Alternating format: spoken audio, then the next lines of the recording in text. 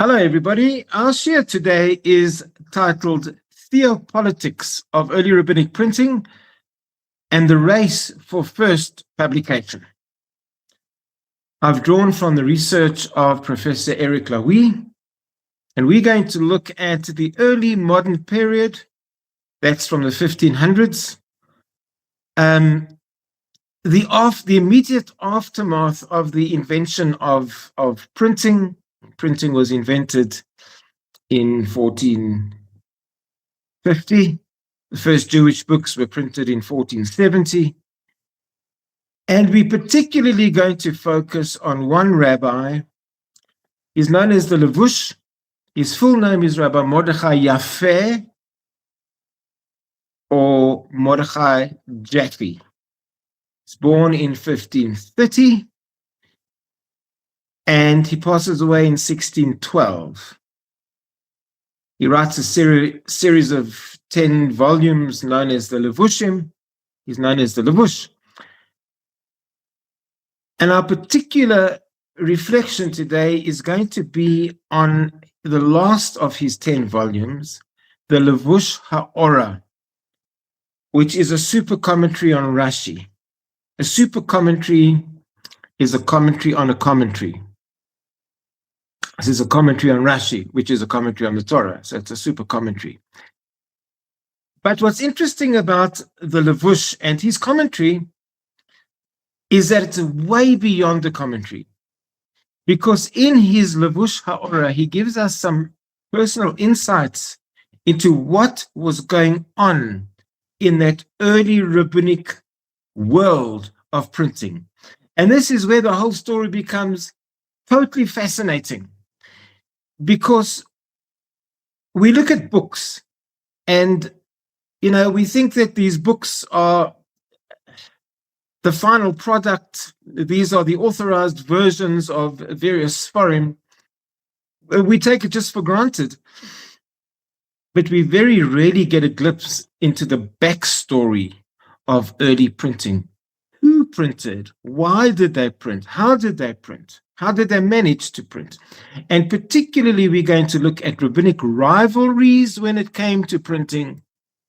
And we're going to look at the race to publish first. Because he who publishes first wins and establishes their dominant authority in the rabbinic world. If you establish authority in the rabbinic world in the 16th century, in the 1500s, you will earn yourself a place of authority and chashivut for the rest of Jewish history.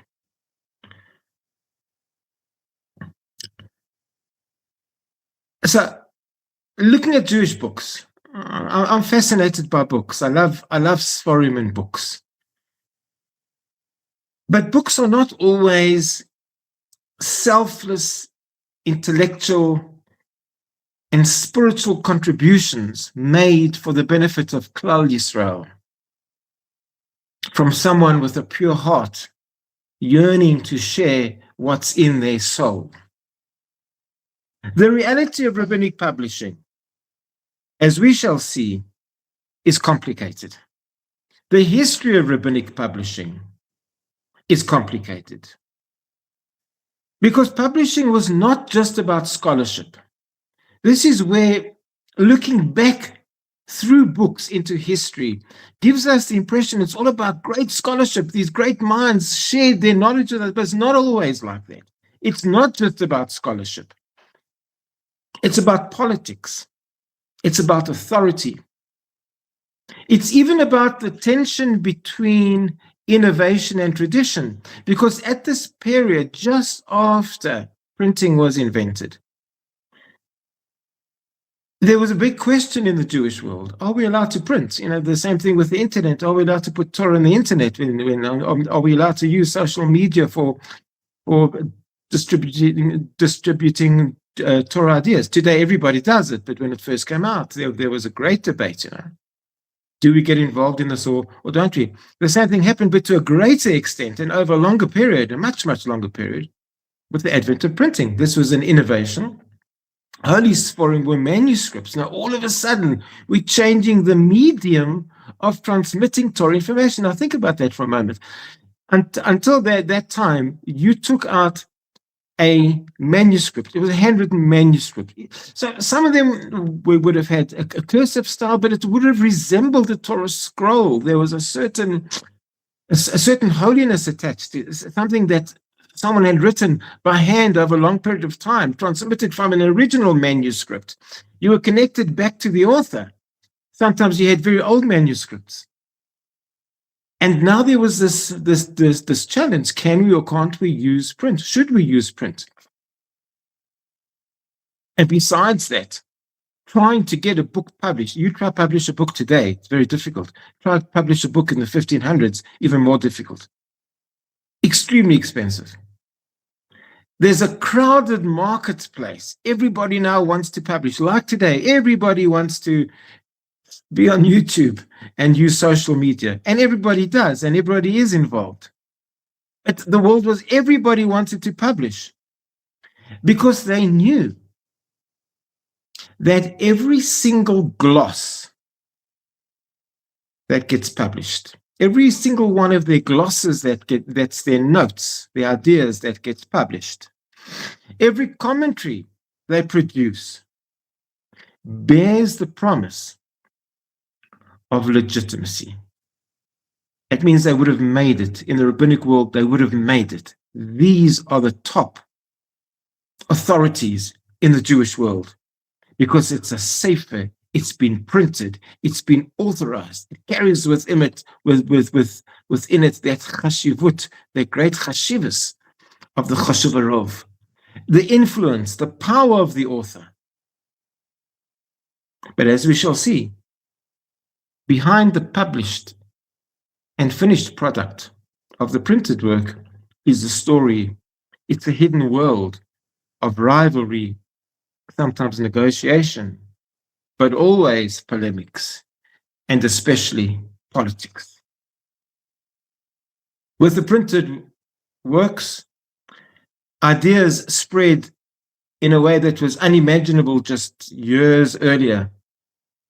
It takes a long time to write a manuscript, to distribute it. Now with print, it's all done by machine. And people were expressing the same ideas that we express today about AI. We're all going to lose our jobs. Maybe there won't be teachers anymore because now we've got books and hundreds of them. We can print hundreds of books at a time. And the thing with printing is it's final. It's definite. We all know that once our holy scripts, including even versions of the Torah, and of course our rabbinic sforim, once they got printed, they became canonized. We forget that before they were printed, there were often multiple versions of that same text in manuscript form. But the printers can't, and they're not going to print all these different versions of one book. They're going to choose one. And of course, the big question becomes, which one do they choose? And a bigger question becomes, who does the choosing? In these printing firms, they sometimes hired rabbis. They often hired rabbis who converted to Christianity because that was the only way that they could be exposed to that world. And they certainly had non-Jews. Now, who had the final say in choosing a manuscript? Was it based on great rabbinic scholarship, or was it perhaps based on brevity or an easier to read text that they had no idea whether that manuscript was a better text with more authority, a more genuine text than another? How would they know? And this created tensions, tremendous tensions, because local and cherished manuscript traditions were just wiped out in an instant. And suddenly a sefer came out with a different version, and then that was it, tickets. No one went back to the manuscript, except maybe a handful of scholars in later generations. But it was gone forever. That manuscript and that version was now gone forever. You'd have to go into Cambridge and the Bodleian libraries in order to find these texts and view them with gloves. But they weren't available. Now there was a book, but which version was it printing? And who did the choosing? There was an official version, and that official version remained and remains to this very day. And this is something that we need to be aware of, because what it does, to use a quotation from Eric Lawi, it shifted scholarly priorities. And those three words are pregnant with meaning, because the scholarship of Judaism changed. When we had manuscripts, we were open to all sorts of ideas regarding the same text. Now, the scholarly priorities had changed. That's the official text finished. The discussion is over. Shulchan Aruch gets printed, that's it. It's finished. That's the Shulchan Aruch. You have a manuscript. We don't correct Sfarim by manuscripts. There's such a principle. There were some rabbis, and I think we may do this next week, who actually forbade the use of books and said we should only study from Sfarim, from manuscripts, because they were aware of exactly what we're going to speak about today. Because, of course, the problem was the random selection, very, very often the random selection of what gets printed. And then there's rivalry, because everybody knew this at the time. They knew that if their book gets printed, it becomes canonized and part of the official tradition. So there was this race to publish first. And this backstory behind the Holy Sefer that we have in our libraries is spoken about by a player who lived at that very time, the Levush, Rabbi Mordechai Jaffe. And he writes about this, as I mentioned, in the final volume of his 10 Levushim, Levush Ha'ora, the super commentary on Rashi, where he shares a personal and very, very candid glimpse into the rabbinic world of publishing at that time, right at the birth of printing. And he speaks about the battle for rabbinic authority and the race to get your manuscript published first. Once we move into the era of publishing, there's one genre of rabbinic literature that becomes extremely popular, and there's this explosion of this genre all of a sudden. What is this genre?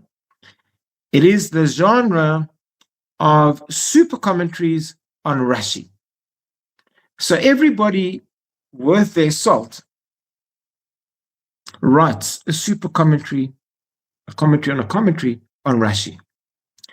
That was the threshold into the world of rabbinic publishing. If you wrote a super commentary on Rashi, you get chashivut. The fact that they were looking at commentaries of Rashi and commenting on Rashi's commentary was no accident, because Rashi was one of the first books to be printed. It may have been the first in Reggio, in Calabria, in Italy in 1475. And since then, Rashi has carried tremendous authority, of course, even especially in this day. So if people could comment on a book that was already so authoritative, they were guaranteed a ticket to success. And that's why there was this explosion of super commentaries, dafka, on Rashi. Rashi was a very solid foundation to build your future as a publishing rabbi. You knew that people would buy the book. It would be distributed widely. And Rashi carried tremendous weight.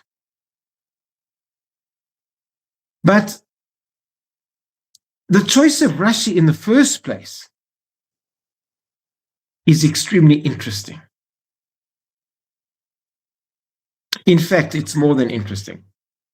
We've dealt with this before when we were looking at which Rashi texts got chosen for print.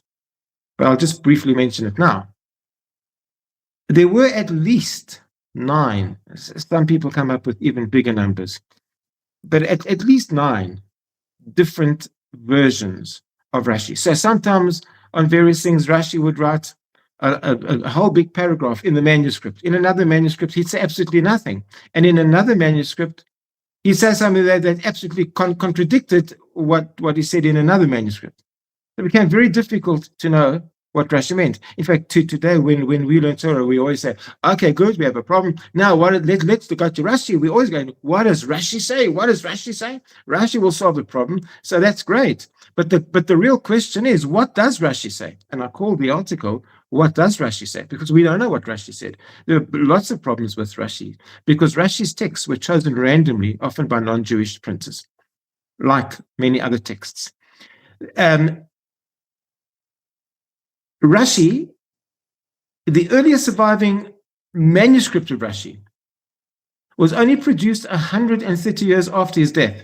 And we know that Rashi may not just have been Rashi, the man. There were schools of Rashi. His sons-in-laws, and the Baal HaTosfot, and his grandchildren, they all contributed freely to the work. This is something that was commonly done in those days. And it then became Rashi's commentary. But there were schools, and there's sometimes conflicting schools. And Rashi's first print appeared 350 years later. So to try and trace an exact and accurate Rashi text is nigh impossible, considering those centuries that separated between Rashi and the first extant text and the final printing that was chosen from a series of at least 9 different versions of Rashi. So it's surprising that the Rashi text was chosen as the great standard upon which to build your chashivut as a rabbi, as a publishing rabbi, because the authority of Rashi is in itself questionable as to whether or not that was, in fact, Rashi's actual writing.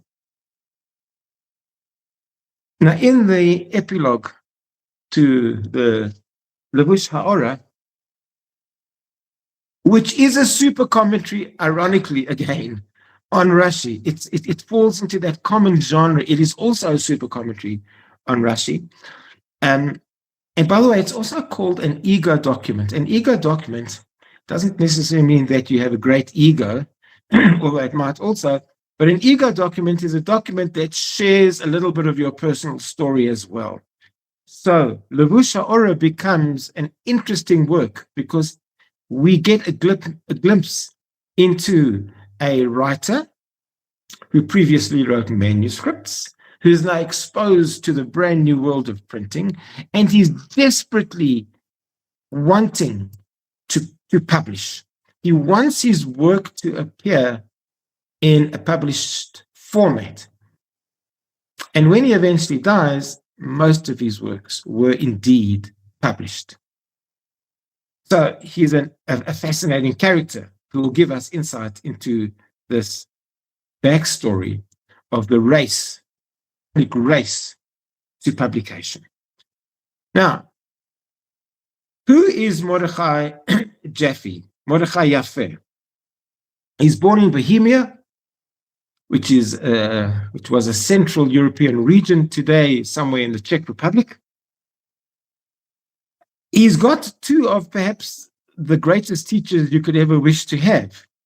He's one teacher, they're the foremost Polish rabbinic scholars.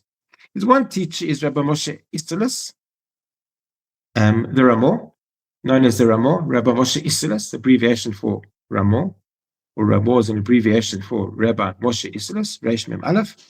And then we have Rabbi Shlomo Luria, known as the Marshal. These are great. The Ramo and the Marshal are 2 great, towering Polish rabbis. And they both become the teachers, or they both are the teachers of our character, Mordechai Jaffe. But Mordechai Jaffe is also associating with other great towers of people. He has colleagues who are very important rabbis as well. One of them is no one of less stature than the Maharal of Prague. And he in fact succeeds the Maharal of Prague as the Rosh Beit Din, of the head of the court in Prague.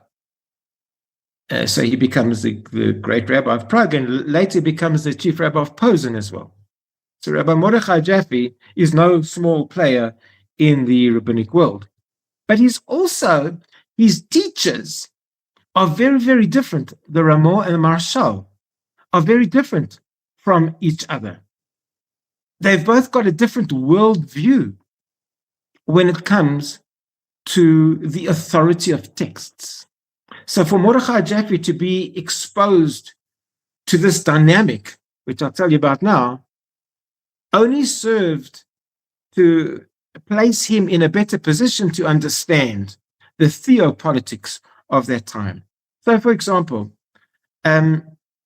his main teacher, the Ramah, who, as we know, writes glosses or notes on the Shulchan Aruch, Rabbi Yosef Karo. Pardon me for mentioning names of a lot of rabbis, but most of us are familiar with these rabbis. If you're not, these are the who's who of the rabbis of that era. But Rabbi Moshe Isserles is part of the great Shulchan Aruch. He wrote the sections of the Shulchan Aruch that pertain to the Ashkenazim. Rabbi Yosef Karo writes the main section of the Shulchan Aruch, which pertains to Sephardim. Sephardim always were into codifying Jewish law. All the great Al-Fasira, the Rambam, most of the great codifiers of Jewish law were Sephardim. But the interesting thing is that the main author of the Shulchan Aruch, the Sephardi author, Rabbi Yosef Karo, tells us, and we've also done this before, in his Magid Meisharim, where he records his meetings with an angelic being, this Magid who came to visit him every night, also known as the Mishnah. But the Magid tells him, Rabbi Yosef Karo, you better hurry up with your project on the Shulchan Aruch. Finish it, don't tarry. Because there's another rabbi in Europe, doesn't mention his name, just calls him the Rav, but we all know he's referring to the Ramah, Jaffe's teacher. He's about to publish his glosses or his Shulchan Aruch, and then the main Shulchan Aruch is going to be the Shulchan Aruch of the Ashkenazim, and when it gets published, your writing, Rabbi Yosef Karo, is going to be like a hagar, like a note in small print, and the main big print is going to be his writing. It's exactly reversed today. Why? Because Rabbi Yosef Karo listened, to his Magid, finished off his manuscript quickly and sent it off to the printer before the Ramah could get to printing. He won the race to printing. As a result of that, the Shulchan Aruch became known as the Shulchan Aruch Rabbi Yosef Karo Shulchan Aruch, and to it is appended the glosses of the secondary, if you like, Ashkenazi scholar, the Ramah. So, Rabbi Mordechai Jaffe would have been aware of the importance of publishing first, because he saw what happened to his teacher. On the other hand, his other teacher, Rabbi Shlomo Luria, the Marshal, was one of those who opposed codification. In fact, when the Shulchan Aruch came out, he was one of those who opposed the Shulchan Aruch because he didn't want the codification. He wanted us rather to rely, and I know this is a famous topic and concern of Nathan, he wanted us rather to rely on the dialectics of the Talmud. Why codified when you have this broadness and this openness of debate, this expansive debate of the Gemara? Let's keep it like that. Let's not codify it and narrow it down. Let's perpetuate that broadness. So there were these two currents. Do we codify the law and bring it down into a list of do's and don'ts, or do we keep that expansiveness, that dialectic alive? So the Marshal wanted to keep the dialectic alive. Rabbi Isserles wanted to print, and Rabbi Isserles, the Ramah, was drawn to printing. He needed to print. He was compulsive. He was compulsive in his yearning to print.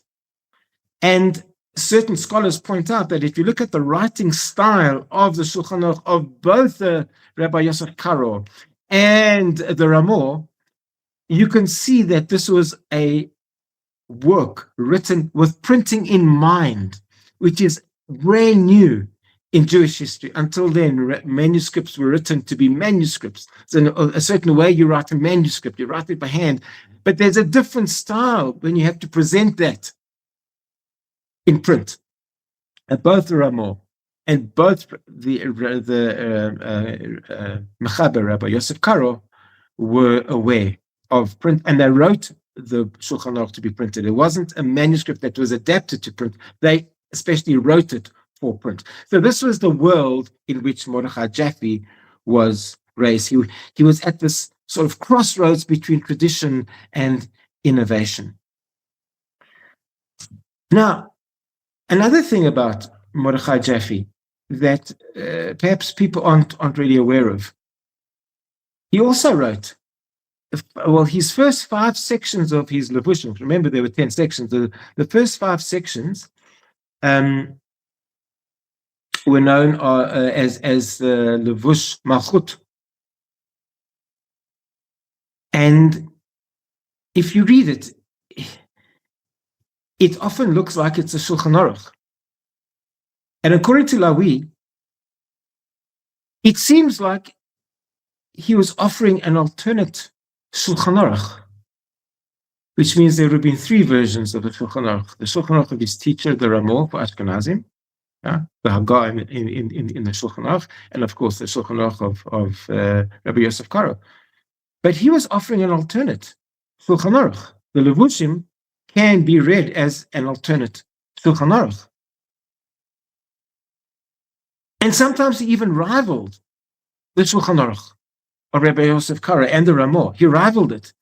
So he was offering a competing Shulchan Aruch. This is extremely significant in the history of Jewish writing, especially in the history of such an important book like the Shulchan Aruch. There weren't just 2 players, Ashkenazim and Sfardim. There was another player, the Levush. And at some stage, because remember, the Marshal opposed the Shulchan Aruch of Rabbi Yosef Karo. But at some stage, and for some period of time, people were turning more to the Levush than to the Shulchan Aruch. That's fascinating. There was a window of time when the Levush was the go-to work for halacha. It was the new Shulchan Aruch. It was the authoritative Shulchan Aruch. It's been eclipsed now, but at some stage it was, which shows that what he was writing was taken very, very seriously. His writing was also clearer and more concise than the writing in the Shulchan Aruch. And he seemed to have done that by intent. And the only reason why he lost out and why the Levush Shulchan Aruch, the Levush HaMalchut, didn't succeed in becoming a Shulchan Aruch-like work was because the Shulchan Aruch of Rabbi Yosef Karo and his teacher, the Ramah, got printed first.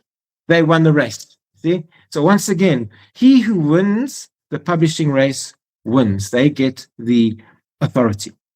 They get the dominance. Getting your work published first is a decisive factor in determining the future of Jewish history in terms of authority of text.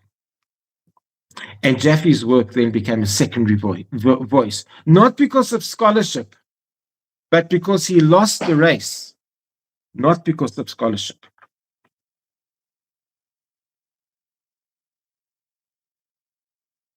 The Levush is an interesting character because he has many talents, Rabbi Mordechai Jaffe. He is able to produce a Shulchan Aruch that can rival the great Shulchan Aruch. He's able to produce a super commentary. Wasn't such a great feat because everybody was producing super commentaries, but nonetheless, he's a player in that game. He does produce his Levush Ha'ora. And we're going to come to his epilogue briefly in a moment. But he also writes a commentary on the Moreh Nevuchim of the Rambam.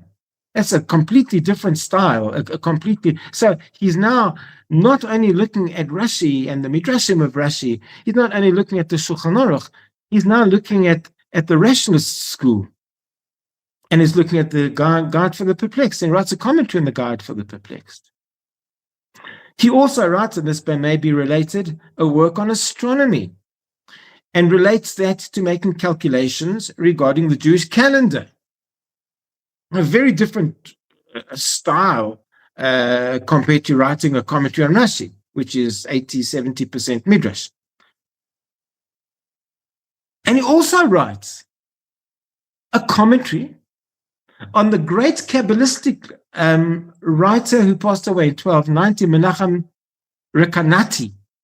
Menachem Rekanati had written a mystical commentary on the Torah.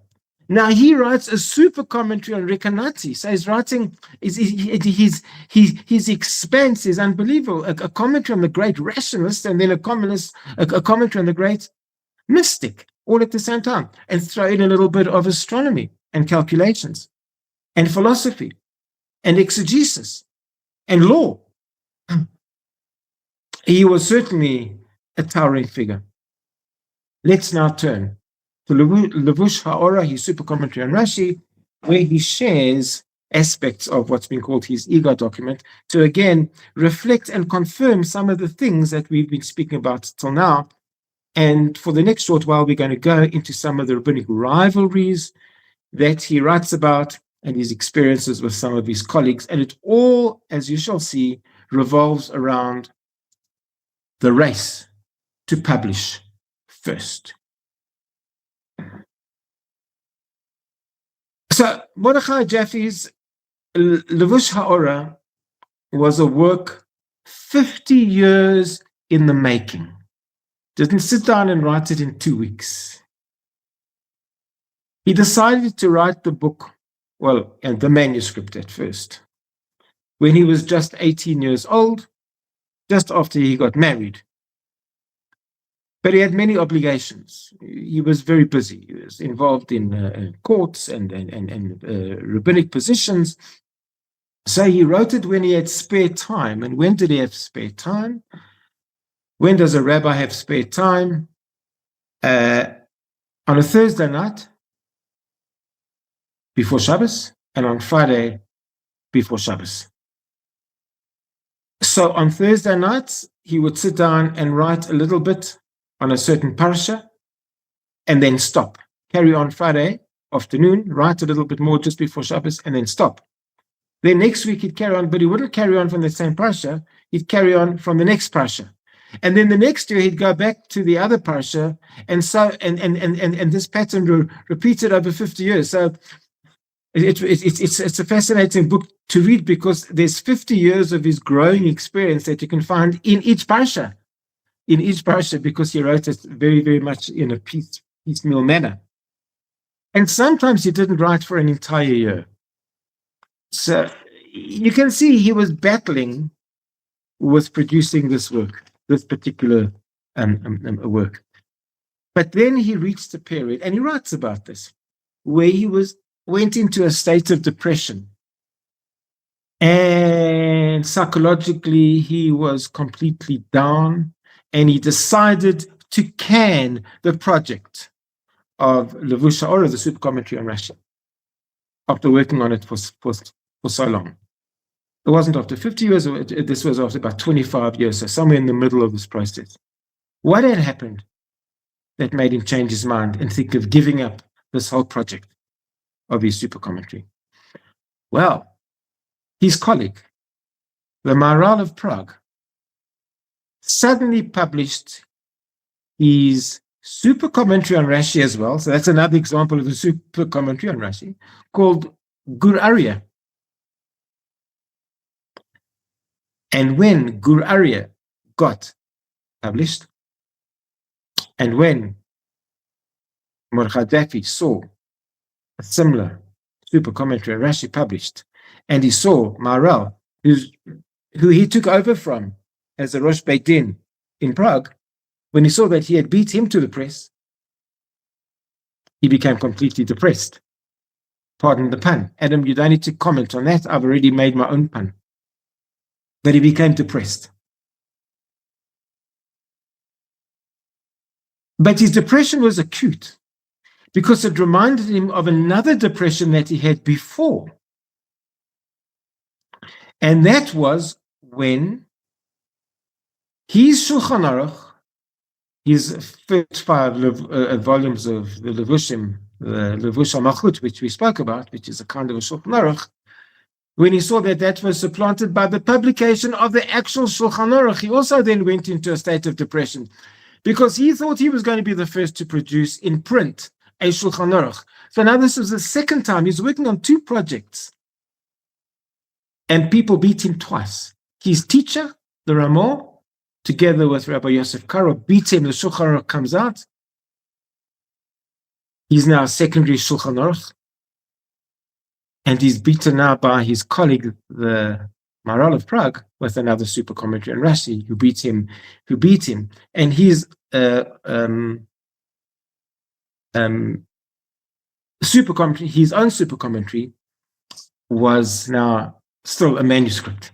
So twice he was beaten to the print. And he writes in his epilogue, which I'll read to you in a moment, but he writes that both Gur Aryeh of the Maharal and the Shulchan Aruch of the Ramon and Yosef Karo spread, he uses the same expression, spread throughout the world, uses the same expression. This today would be like us using the word, it went viral on the internet. You know, what can you do when something's viral? You can't shout in the face of thunder. There's nothing you can do. So he writes that expression. Those other works spread throughout the world because they got printed immediately. They got printed immediately. They just spread.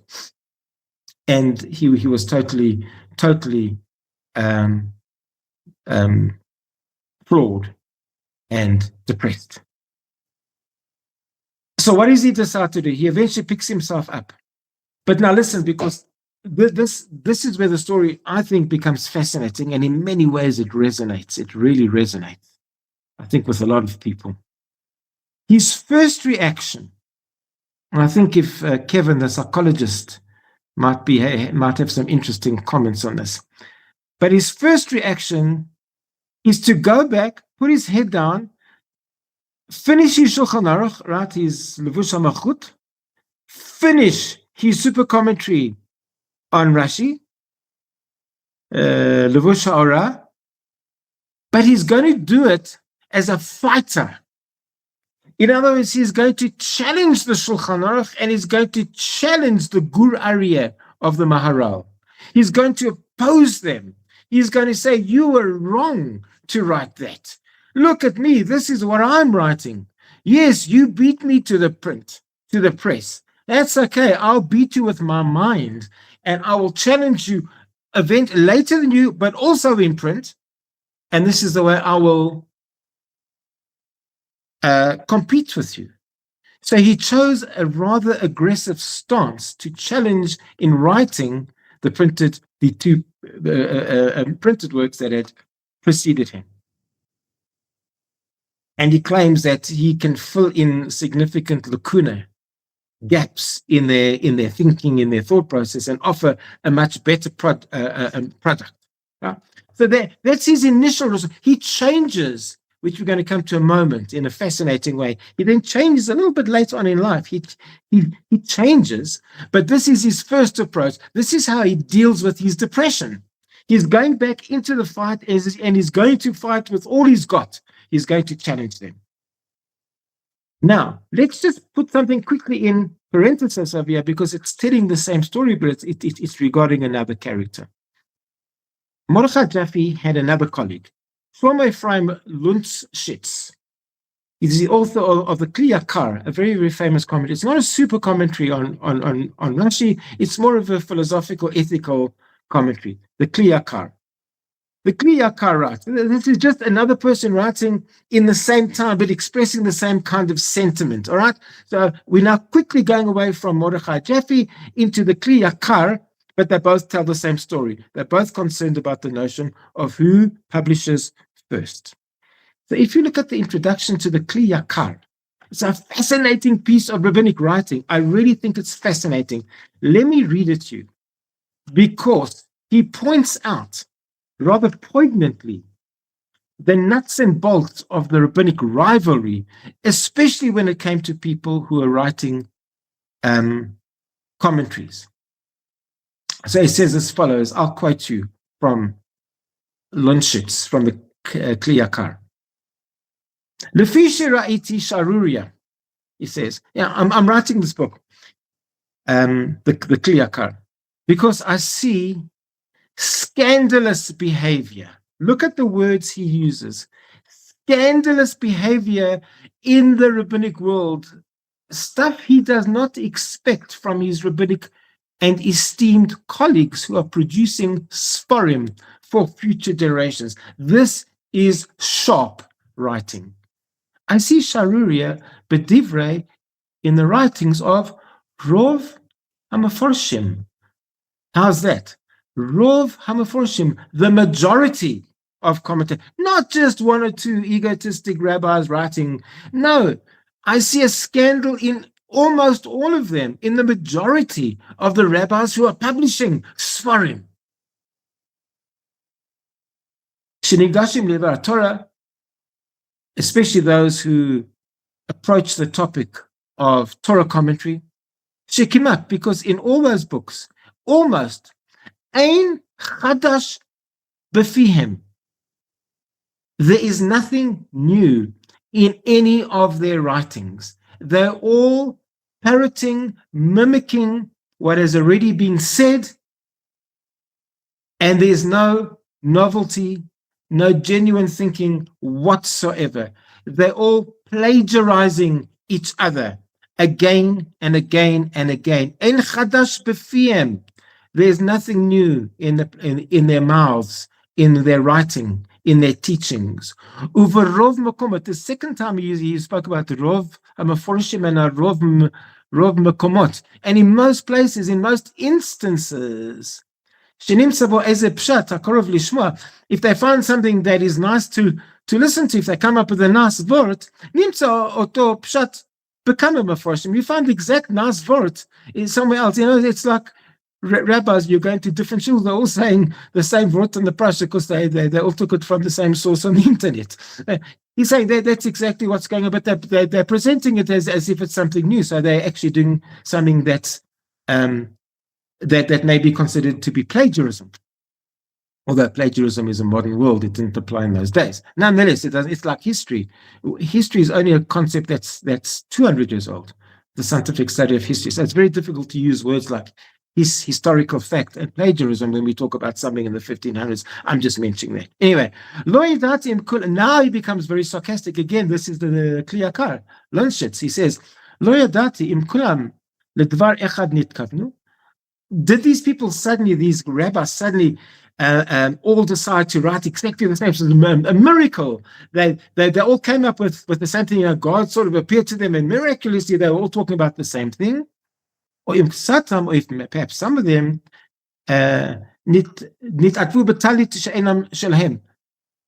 clothed themselves in a garment that wasn't theirs. You know, it's plagiarized, copied. They simply copied people. So he's upset with the majority of the Mefarshim in the majority of places who are playing around with the sharuria, scandalously playing around, and en chadash b'fim, they're offering nothing new. But they're getting work printed because they got patrons. They got rich people who are paying for the work to be printed. They want to come out in print because that's the way they become immortalized and memorialized. And they are just writing whatever they can, but it's the same old, same old. But the point is, and this is what the Kli Yakar understood. And remember, he wasn't a super commentary, but he's a colleague of Mordechai Jaffe. He's writing essentially the same thing as Jaffe, but he says that the problem is it goes beyond the scandal. It's not just scandalous. All these Sfarim that are being published. It's not just scandalous, because what they're doing is something very dangerous for the future of Judaism. They are creating what, again, to use a modern academic term, they're creating an epistological authority. Now, I know it sounds like a big word, but it's a very important word to understand. You have epistological knowledge.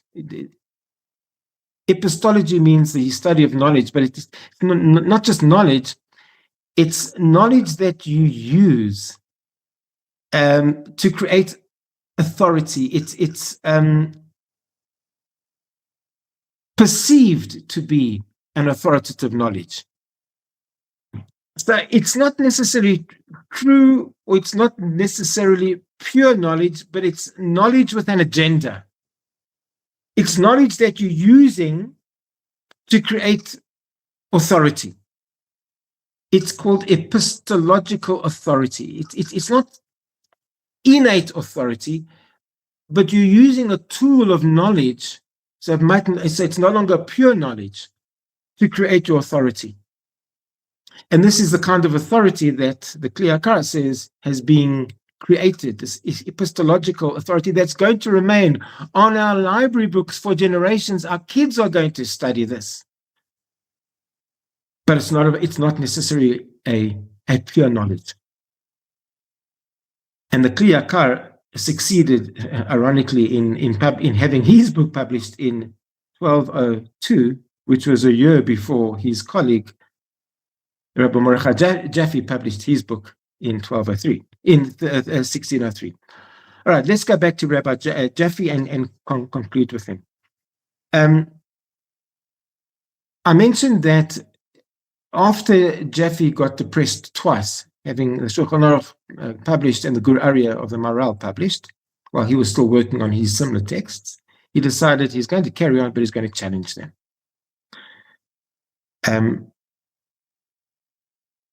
He then decides, after a period of time, he changes his approach. So let me read you what he says, because he experiences a pivotal moment. He's concerned that he took so long, 50 years to write a book. These people were just copying everyone else, and they could produce books in days, weeks, months, years. He had spent 50 years. Granted, he tarried, but he spent his whole life writing, and he wanted to publish. He was now worried that he's getting old and he's going to die, and he's not going to leave a legacy. So he's sharing with us some of his feelings in his epilogue to his Levush HaOrah. And you can see he's experiencing a moment of self-reproach and reckoning. And he decides he's now going to stop with his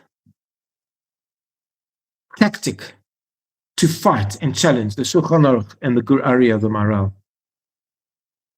And he's not going to play in their sandpit anymore. He experienced the competition. Who wins? Who's going to win? He who publishes first wins. He experienced it. He's not getting away. He's not happy with it. And he sees his colleagues are complaining because they're not producing proper scholarship, because they're only concerned about winning and getting foreign printed. He decides to adopt a different tactic, or perhaps to just opt out of the race. He literally, all of a sudden, overnight, he's out of the race. He's not challenging Gur Aryeh, is not challenging Shulchan Aruch. Shulchan Aruch is not trying to show that they're wrong. In fact, he's not interested in anyone else anymore. He's not concerned with any other rabbis. He doesn't care if someone else publishes. He said, put everything out there, write whatever you want, publish it. It doesn't touch me anymore. I'm no longer bothered. Because what I'm going to do, he decides, and it's a fascinating change in his life. I'm not going to play in your game. I'm not going to fight for chashivut anymore. You want your chashivus to become a great rov, go ahead. What I'm going to do is I'm going to retreat now into my study. And I'm simply going to immerse myself in scholarship. And everybody else can continue playing that game, continue in that race. I'm no longer in that race. It's not my playground. And he writes in his Levush Ha'ora, at the outset, and a quote from his Levush Ha'ora, this is a translation by Lawi. At the outset, my first comment involved a dispute with the great sage, the great Rav, the Maral of Prague, and Gur Arya. So he's clearly telling us that in the beginning, he was opposing all these people who beat him. Then he goes through his pivotal moment, and he changes. He retreats, a sort of a moment of quiet reflection. He retreats into a state of inner discipline. He ignores the outside competition. He finds a quiet strength, no longer concerned about rivals, publishing rivals. He halts the competitiveness. He halts the dialectics. He stops fighting. He focuses now on sitting by his desk and just putting down his own thoughts and letting them rise or fall based on their own merits. If they go somewhere, good. If they don't, good. He doesn't care. He wants to put down his writing, and that's all he does. It's a pivotal moment in his life. Let me read now from his own words. When I saw, says Rabbi Mordechai Yafeh, when I saw how long such an arduous undertaking was taking, when conducted in this manner over 45 years, because he was involved 45 years, 50 years almost trying to write this book, I was struck with trembling. My heart questioned, what are you doing, tarrying in this composition of yours so many days and years? You can see he's having a self-reckoning. Lest heaven, this is where he uses the word chas v'shalom twice. Lest heaven forfend, your luminous be extinguished. You know, what happens if I die midway through my composition? And you might not complete the book, Levush Ha'ora, leaving no lasting legacy. Chas v'shalom, again, heaven forfend. When these thoughts perceived my mind, remember his first approach was to fight. Now he says, I'm no longer fighting. I regretted what I had done up to that point. I spent so much time worrying about my competitors. I wasted my time fighting with people who got to the printing press before me and being upset by them. I wasted my time playing in their sandpit, basically. And I resolved to withdraw from dispute with the commentators. How's that for I decided to withdraw from Machlaket. I'm not fighting with them anymore. Let them do what they like, and I will do what I like. And let the best man win. Let both fail. He actually doesn't care anymore. I will only write what I think is true and novel. And that's a fantastic, fantastic story. A fantastic lesson. Put stuff out. If it works, works. If it doesn't, it doesn't. It makes no difference to him. It makes absolutely no difference to him. And with this, we conclude. It's easier and cheaper to write a manuscript, although it wasn't cheap, than it is to publish a book. As we've seen, the race to first publication consumed the entire rabbinic world to the extent that they were all prepared to plagiarize themselves. It's exposed an underbelly and the fragility in the rabbinic world in the time of print, early printing, and dare I say continues to this very day. You try to get certain things published in certain publications, and you try break into certain things, it becomes extremely difficult. Nothing really has changed. But printing was never just about ink on paper. See, we are naive. We got our wonderful libraries and books on our shelves. It's print on paper, all those Torah that's come down through. But we're absolutely naive. We don't realize how those texts were selected. Who selected them? What was going on? Whose heads were they standing on to produce those particular works? And it wasn't just one of people. It was Rov HaMaforshim in Rov Makomot, as we've seen. It was everywhere. And it wasn't just about putting stuff on paper, black ink on paper, and sharing with Klal Yisrael your Torah for future generations. There was a theopolitical dynamic taking place. I'm not saying there was no holiness involved. There was, but they were somewhere between a holy endeavor and a political struggle. Which was a greater component, I'm not really sure. But printing then and now was a battleground where authority, prestige, and survival were contested and bitterly fought over. And it just shows us how transmitting Torah can become precarious when it is entangled with human endeavor and human ambition. And the irony is stark. Torah authority and worrying, I might add, stark and worrying. Torah authority meant to rest on eternal truth. In practice, sometimes hinged upon a simple contingent. Who beat who to the publisher? I thank you so much for listening and look forward to seeing you again next time.